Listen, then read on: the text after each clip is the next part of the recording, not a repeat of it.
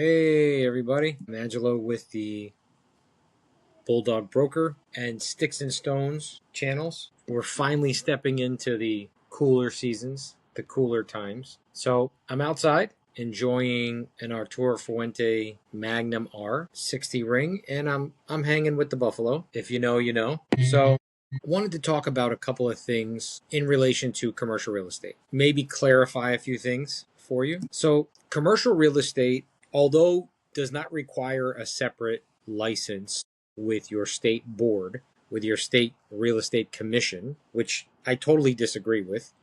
I personally believe that because they are two completely different worlds, residential versus commercial, I believe that there should be a commercial license in the state that you practice in. I think if you want to do commercial, you should have a standalone commercial license because it is so vast and so different than residential. So all of the schooling and training that you get is all based on residential real estate. You go over commercial leases maybe a couple of hours in the classes that you take, which I think is completely wrong because you're getting all of your training, all of your knowledge out in the field on the gridiron. I don't think that that's right. I think that you should have a standalone commercial license. However, no state that I know of has a standalone commercial license. So if you have a real estate license, you can do both. But like in all the books will tell you that a residential agent can do a deal 1 to 4 family. Over 4 family is technically a commercial deal. And I want to break a few things down in case you didn't know. So it's joked around that commercial is the wild, wild west. And in a lot of states, it is. I have done the schooling and taken the tests in New Jersey and in Texas. Pretty different on the schooling in both the states, by the way. I've taken the salesperson exam in New Jersey as well as the broker's exam in New Jersey. And specifically, Texas has a little more control and documentation. There's promulgated contracts and forms and agreements and all that sort of stuff. So it's much more organized in Texas than it is in New Jersey. However, the commercial real estate world is a completely different animal. It's a completely different world from residential. In residential, when you want to make an offer on something, your real estate agent or your realtor will draft up a contract, a purchase to a contract to purchase that dwelling. And if that offer is accepted and the seller signs that offer, now it becomes a contract. Like that is completely different than the way it's done in New Jersey. It's a little bit different in Texas, more similar in Texas, I'm going to be honest with you, because of the promulgated forms. And a promulgated form is basically it's a legal document. It's a legal contract or an agreement, addendums, and there's a whole list of them that have been drafted and approved by the state. And there's a couple of different boards and agencies that regulate that.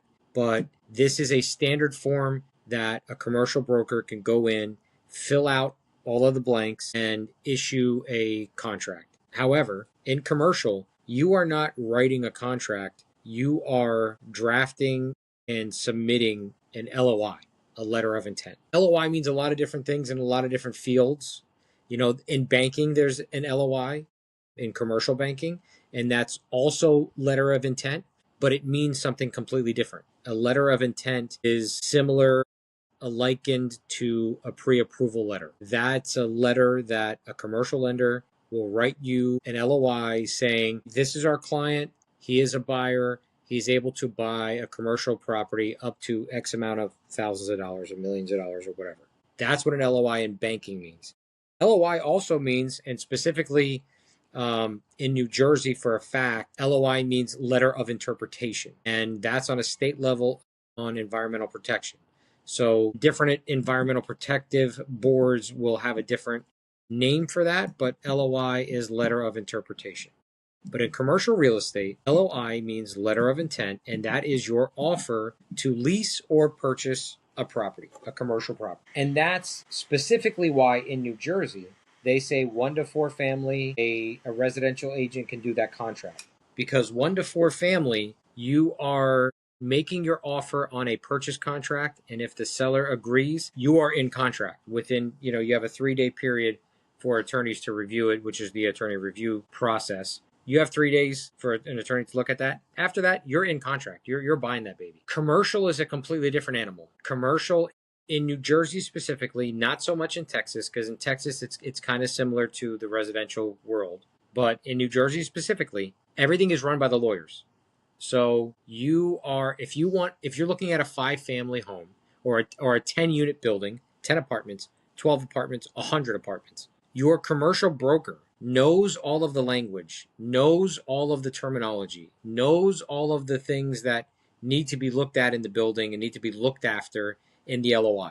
There are a lot of clauses that cover a lot of different things. And LOIs could be as simple as a 1 or 2 page document. And there have been LOIs that are 40, 50 pages. It depends on the deal, depends on the value, the dollar amount, what's at stake. The LOI basically frames what will be said or what will be written in the purchase and sale agreement. So if you don't know what you're talking about, if you don't know what the terminology means, if you don't know the items to protect your client, you're doing your client a disservice. If you don't know what you're talking about, and if you don't know, what you're looking at, and if you are pitching something to your client to buy a commercial property and you don't know what you need to know to protect your client, like, okay, we're going to go in and buy this property and I want to make sure that we're good on X, Y, and Z.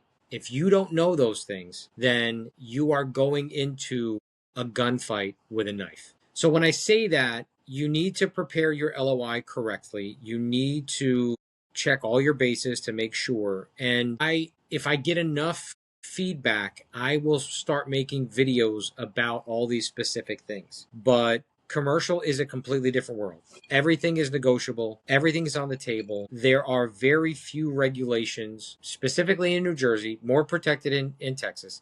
But in New Jersey, it's the wild, wild west. Everything is completely different. So in residential, you can write a contract from 1 to 4 family. When it comes to commercial properties, 5 families or more, or industrial buildings or warehouses, why they say it should be done by a commercial real estate broker or commercial professional or commercial specialist is because we know what we're talking about. We know the pitfalls that lay in wait for your buyer client, for your tenant client. And we're there to make sure that our clients are not at a disadvantage. And we're there to protect our clients from going into a deal that could potentially hurt them. If you don't know the ropes, if you don't know the way of the land, if you don't know your way around, yeah, you can get in a deal and you can potentially get out of a deal.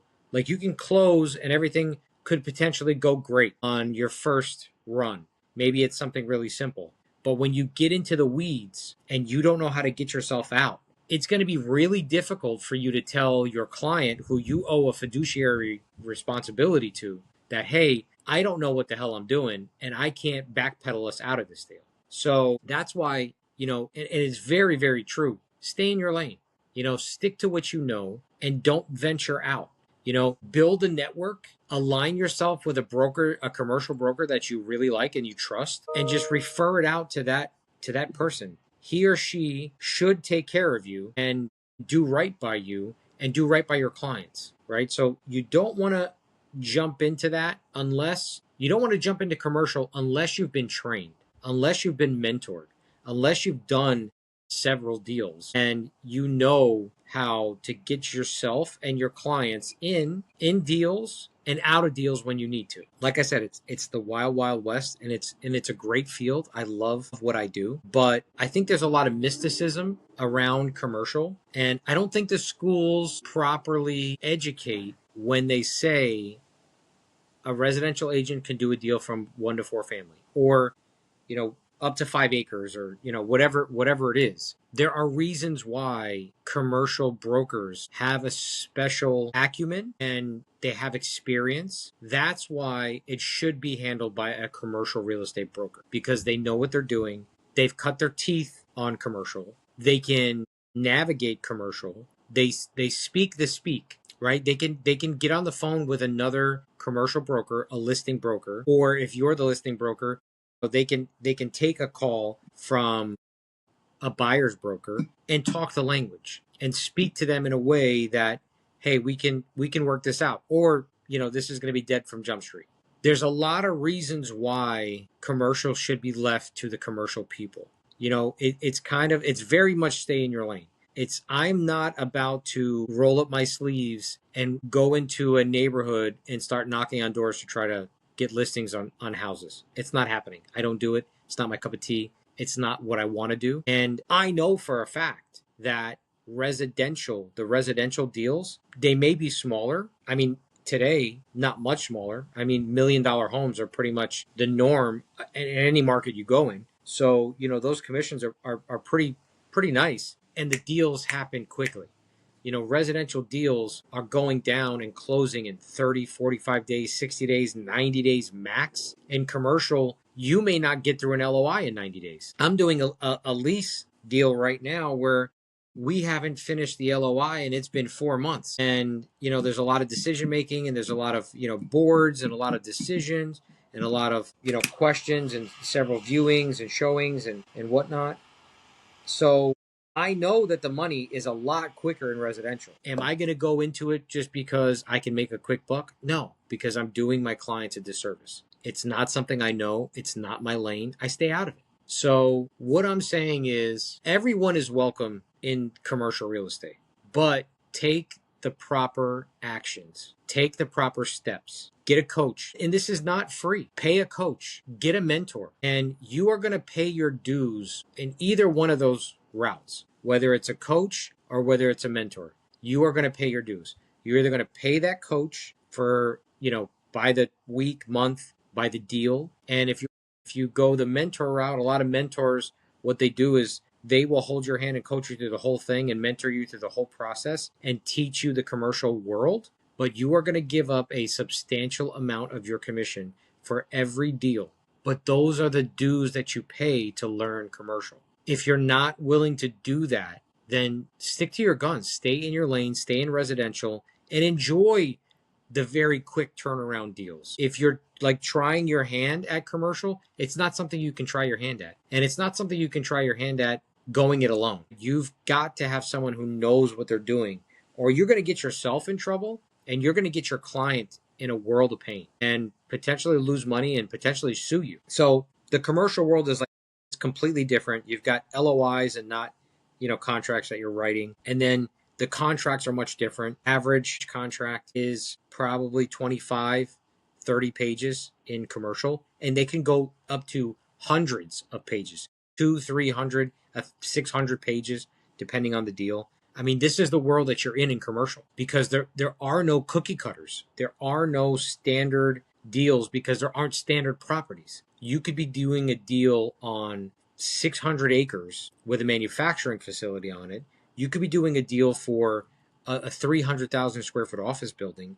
You could be doing a deal for 2 retail stores. It's very different. You can't put commercial in one box because there's so many options. There's so many variations of what we do. And if you don't know your way around, you're going to get yourself in trouble. So, that's the big difference. The big difference is, yes, there is one license, but which means you can do commercial and residential. But should you? Probably not. If you don't know this world, you should probably stick to what you know until you can get the proper education to get into commercial. Terminology is completely different. And I mentored somebody that when, speaking the terminology would blow their mind. They would be like, that word means the same thing, and there's like 3 different terms for it.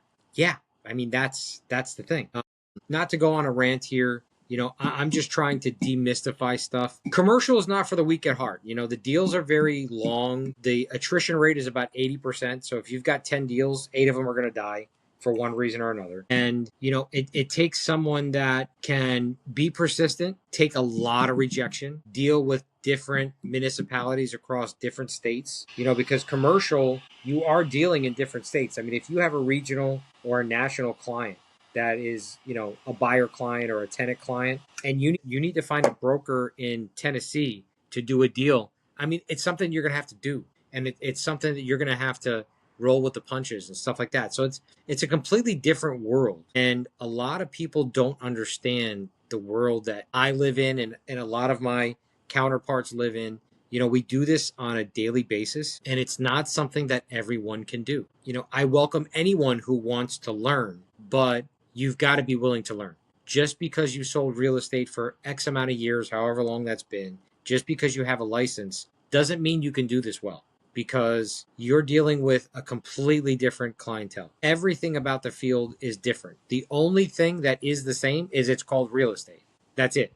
You have residential real estate, commercial real estate. That's the only thing that's they have in common, is that it's called real estate. So I'm out here working. I'm enjoying the beautiful weather. I'm enjoying my cigar. I've got many channels. I've got, you know, the Bulldog Broker, because that's the nickname that, you know, I have been given, is because I am a bulldog. I latch onto something. And when I'm working for clients, I don't stop until I get to my goal. And so I am the Bulldog Broker. I also have Sticks and Stones, which is at its core, it's a podcast. I love podcasting. I love talking to other people. I love talking to business owners. I love talking to other commercial brokers. And I love cigars. I love cigars with a passion. You know, I smoke a ton of them a day. I do like a drink every once in a great while. So, you know, this is what I do, and I would love to keep, you know, teaching and improving, and as I'm growing, helping you grow, you know, whatever I can do to help and, you know, illuminate stuff and demystify stuff. That's what I'm here for. So, I'm going to continue working. I'm going to continue enjoying what I enjoy in life, and I will see you on the next video. Have a good one.